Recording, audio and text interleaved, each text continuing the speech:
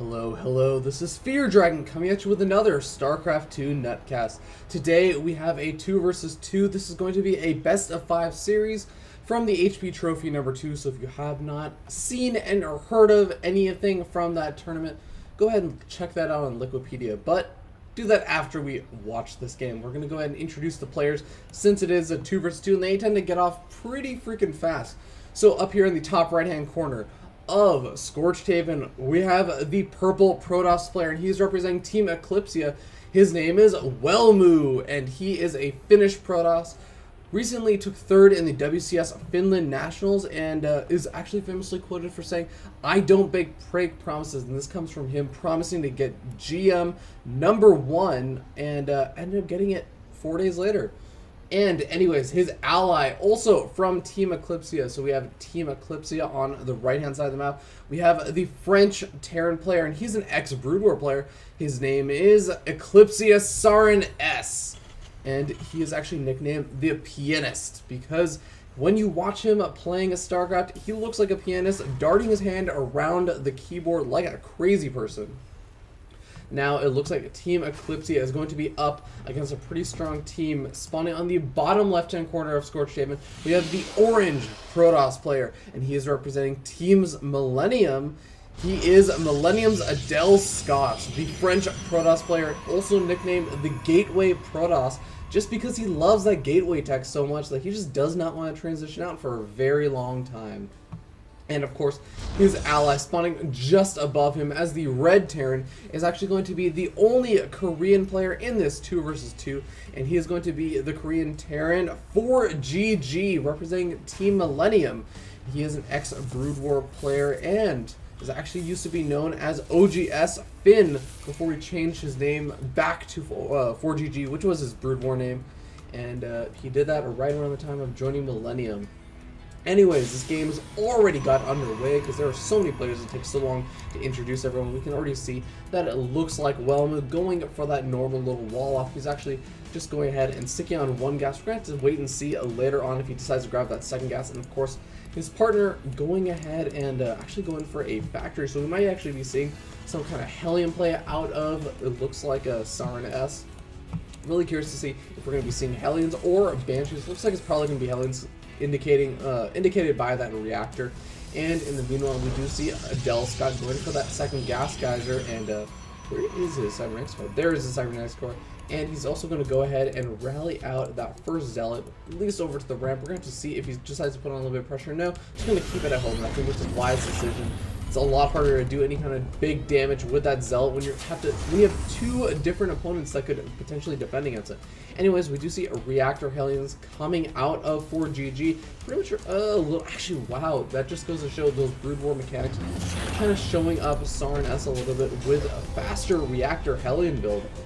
As you can see, the reactor Hellions of ForGG are just 5 or 10 seconds ahead, and that can actually make a little bit of a difference in terms of when the big battle happens. Could have 2 extra Hellions, but in the meanwhile, we do see Welmu did go ahead and grab that second gas geyser. You can see a robotics facility, a 1-gate robo coming out of Welmu, and of course a 1-gate robo coming out of Adelscott. So it looks like the Protoss players kind of mirrored, as well as the Terran players. I'm really curious to see how this game is going to turn out, as this is not only a mirror matchup in terms of the races, but it is turning out to be a mirror matchup in terms of what these players are doing. We're going to see who can execute this better, as we do actually see Welmu doing a little bit of poking. He's actually going to do some really nice damage on one of ForGG's Hellions, and those Hellions are actually probably going to go down, even though it looks like finally we do see some reinforcing units from ForGG, and the reinforcing units from Adelscott is going to chase back the Stalker Hellion composition from Team Eclypsia. It looks like Team Millennium is going to feel pretty comfortable stabbing off any of that aggression. We do actually see a medevac out for ForGG, as well as 4 Hellions loading up. Looks like it's going to be a drop, and in the meanwhile, we do see the Observer is going to walk right past this drop. They're going to go ahead and kiss lips. Actually, no, it looks like they're just barely avoiding each other, just tempting each other a little bit. And we do actually see, looks like Adelscott doing a little bit of aggression with the Zealot Stalker position. And now we do see actually Welmu preparing to defend against this 4 Hellion drop. The 4 Hellions are going to get over there, but it looks like Welmu with a key wall off, and with those 2 pilots is going to be able to stave off a little bit of this Hellion harassment. We do see the Hellions still making their way around, though. They're getting a decent number of kills. We can already see about 3 kills on this one, 4 kills, 2 kills. Still, wow, actually he's been able to do quite a bit of damage considering all he's really managed to lose are those 4 Hellions. So wow, really good job. And we do actually see a proxy pylon going up over there. He does have that medevac, so he should be able to get that high ground vision. And we do end up seeing that little aggression that Adelscott tried to do is going to be completely done now, as we do see SarenS kind of staving off all that aggression, taking out all those units, but this proxy pylon is going to be warping a couple units, as well as this immortal popping. You have to remember that Welmu has an immortal of his own, and you can see that all the aggression has been on Team Eclypsia's side of the map, and in the meanwhile, that has given Team Millennium the opportunity to go ahead and throw down this expansion from ForGG. So if they can just continue to put on a little bit of pressure and just keep their opponents in their base without losing too many hits, they're going to be in a really good position economically. We can see that Adelscott throwing down his own expansion. In the meanwhile, we don't actually see an expansion quite coming out from Team Eclypsia. Do we see a command center anywhere? No. Oh my god, actually, yeah, only just now. No, actually, yeah, we don't see any kind of expansion coming out. So it looks like that's going to put Team Eclypsia into a bit of a predicament. They're going to have to do some damage. We do see a Banshee with actually 4 kills from Team Millennium's doing some good probe damage, and Welmu just being completely battered down. We can even see in the probe count he is down to just 18 workers, clearly the lowest of everyone in this matchup, which everyone kind of has somewhere around 30 workers right now. Now, of course, we do not have Cloak down from ForGG, so that means that one Banshee was kind of doomed to die. It wasn't any kind of miscontrol. But we do actually see, 2 Vikings. That's going to give some nice high ground vision, as well as being able to deny any kind of Banshee harassment that could go on from the high ground.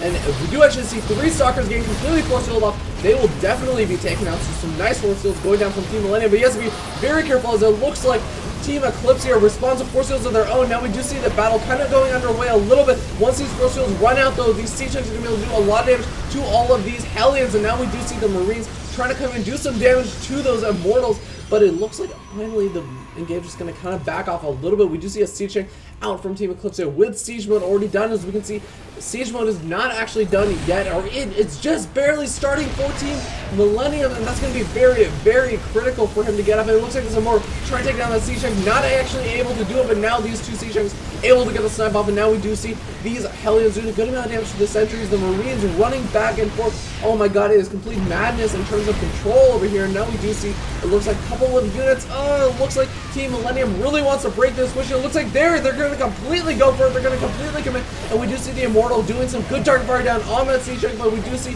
still the bunker still up for Team Eclypsia. It's going to have to actually retreat as the bunker goes down. The salvage actually not completely completing, and now we see Team Eclypsia throwing out the GG. They realize that they're going to be behind economically, and that is going to be that, as they see, hey, we don't have an expansion, and we just tried to all in our opponents off of one base. While they have expansions of their own, we're going to have to GG now. So that's going to put the Best of 5 series from HP Trophy number 2, 1-0 in Team Millennium's favor. So we're going to go ahead and jump into game number 2 to see who exactly is going to be able to take that. We're still pretty early on in this series, so go ahead and check out the rest of the games in the annotations below. And of course, go ahead and like and subscribe to my channel, and like the video, I suppose, if you did enjoy the video in any capacity whatsoever.